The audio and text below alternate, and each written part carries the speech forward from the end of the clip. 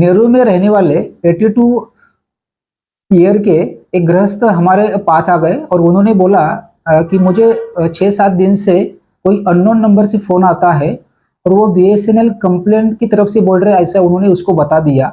उसके बाद उनको बोला गया कि आपके आधार कार्ड का कुछ मिसयूज़ हो रहा है और आपका भी कुछ गलत कामों में आपका सहभाग है, इसके लिए आपके खिलाफ कंप्लेंट दर्ज हो गया है। उनको बताया गया कि आपका पुलवामा अटैक में भी क्या रोल है। फिर उसके बाद आपके खिलाफ कुछ देशद्रोह के भी गुने दाखिल हो गए हैं, आपके खिलाफ नारकोटिक्स में का जो ब्यूरो है उसमें भी गुने दाखिल हो गए हैं।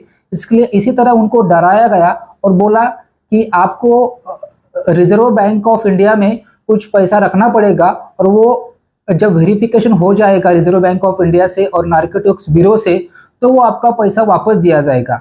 और उनको धमकाने के लिए उन्होंने बोला कि आपके जो घर वाले हैं उनके खिलाफ भी उसमें एफआईआर दाखिल हो गया है।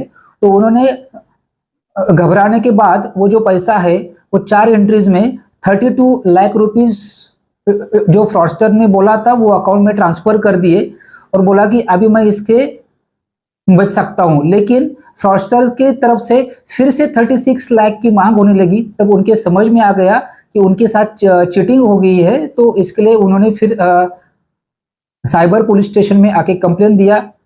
जो प्रिलिमिनरी इंक्वायरी है वो करने के बाद हमने तुरंत ही एफआईआर दाखिल कर दिया है और उसमें जो इन्वॉल्व है जो बैंक अकाउंट्स है उनको तुरंत ही फ्रीज कर दिया है और जो टेक्निकल जो इन्वेस्टिगेशन है उसमें भी हमने शुरुआत कर ली है। हम जल्द से जल्द इनका पैसा वापस करने में हम सक्सेस हो जाएंगे और जो भी आरोपी है वो हम क्या उनको पकड़ लेंगे। यहाँ पर 3 आरोपी तो अभी सामने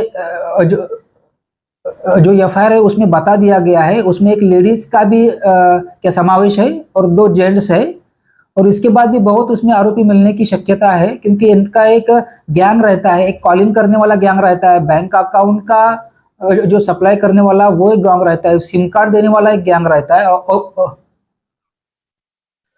और उसके बाद इनको जो हैंडल करने वाला है वो भी एक अलग सा गैंग रहता है। ऐसा एक गैंग उसमें समावेश रहता है, उसको भी हम पकड़ने वाले। ये गृहस्थ 82 ईयर्स के हैं। ये पहले कुछ उनका बिजनेस करते थे फॉरेन में, लेकिन अभी ये 4 साल से यहाँ पर सेटल हो गई है। लेकिन उनका ये जो भी इसके बारे में किधर भी इनका सहभाग नहीं है, लेकिन इनका एज देख के और इनकी भावनिक उनको आह्वान करने के बाद उन्होंने उनके साथ चीटिंग किया है।